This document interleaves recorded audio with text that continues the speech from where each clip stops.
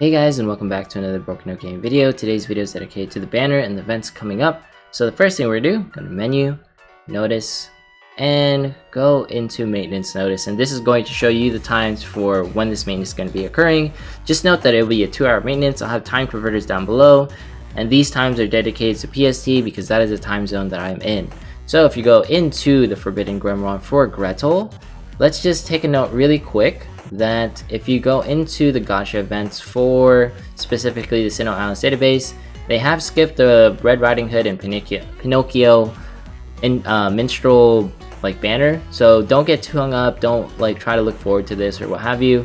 Just note that it might happen, it might not happen, it's not a big deal. And I don't believe this is going to be a step-up event because they didn't say it's a step-up event. As far as this actual banner goes, it's okay, nothing too special. The weapons, they're okay. This is a tier 4 skill, but at the end of the day, you don't need a Gulu. So there's no reason to really pull on this. This is going to be technically our first quote unquote, this might be a banner that rolls into August. There is that, but honestly it could also just be part of June, or July. Either or, it's a skip banner in my opinion, unless you truly love Gretel. There's no reason to really pull on this unless you're going to be a gunner main, but even then, I wouldn't say spend on this because it's just not enticing enough for you to spend your gems. Our gem income ratio is technically very low, so that's why a lot of people advise to save your gems. Yeah, so let's go to the actual events. That the Records of Vengeance armor event is going to be occurring. So if we go into here, now just note that this is an event. It's an event. It is very different from the actual event conquest that's going to be occurring here. So notice that it says conquest event, and notice here that it says armor event. So since it's an armor event, it's going to be handled very differently.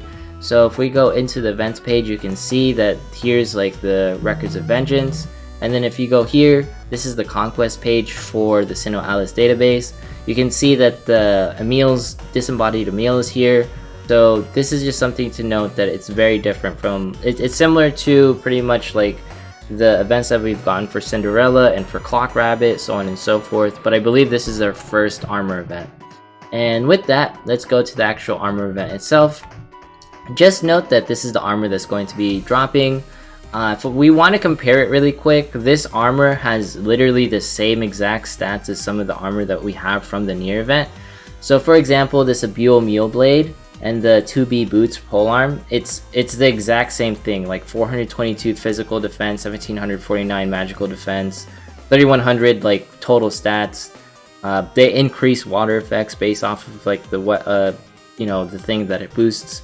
It's nothing this armor is nothing special other than the fact that if we go into here, it increases dragon skill damage, which honestly there's not that many dragons in the game currently, so I wouldn't worry about farming this. There's going to be future armor that can do better than this. If you have the Nier armor, this is perfectly fine, and just note that this is a story skill only, so yeah, this is only PvE related. As far as this goes, it's going to be water attribute, so make sure you have some wind weapons. This is maybe a preparation into the replicant event in the sense that, hey, is your wind weapons on par to tackle the replicant event that's about to be occurring. Here are the drop rates. I wouldn't say, don't get too focused on this, but this is the numbers that they provided. This website is technically 3 years old, so take it with a grain of salt as far as information comes from here. This isn't the SINoALICE Database that is as maintained as well. Shout outs to the folk in the SINoALICE Database, they do a fantastic job. So let's get back to this. It's going to be dropping apparently from verses 5, 9, and 10. Drop rates respectively 1, 3, 5%. Take this with a grain of salt. Like I said, you don't really know what's actually going to be occurring. Highest events usually have the highest drop rates, but I've had varying degrees of success with that. Let's go to the actual event itself and the nightmare. Now you already know how the armor works, right? And it's not really much to get out of it armor wise. You're probably gonna get more so event drop wise, whether it's Drizilla in the sense of you beat the stage 10 times and then you get a reward, or if it's the same as technically the previous event where we have a metal exchange with Clock Rabbit. So you never know what exactly we're going to be getting. Now as far as Absorb Spider goes, he has the same exact ability as Justice, which is the Snow White Nightmare. So I wouldn't say like he's like technically a must get. His stats unevolved is 1200. You will not evolve this Nightmare. It is not worth it. If you're going to evolve a Nightmare, make sure you evolve at minimum a Gacha Nightmare. You will never evolve these free-to-play Nightmares. One day you can use, you will get a Gacha Nightmare. If you're going to evolve anything, Gacha and paid Nightmares will always be stronger than free Nightmares, alright? Gacha and paid Nightmares will always be better. I know it's a shaft, I understand that. I'm just letting you know, like, I don't want anyone spending their resources on a free Nightmare expecting it to be strong. They will never be stronger, unfortunately. That's how they made this game. As far as like this Nightmare goes, like it's average, it's nothing special. It's probably gonna have like the same like pattern for other like conquest events, where essentially you're going to be you're going to be taking on this Nightmare. You're going to buff at the very beginning for the first couple like waves, and then at the end of the stage you're going to pop Eris or what have you, and then you're going to slam Lindworm and what etc to take this guy down, so you can burst him down completely.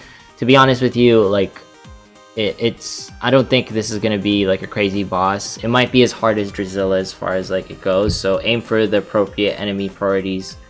And then lastly, I wanted to cover the giveaway. I believe I'll be doing this live stream, I'll be doing this live stream, or it's definitely going to be happening today. So for everyone who participated, 366 entries, thank you for everyone who participated. There's going to be 2 winners today.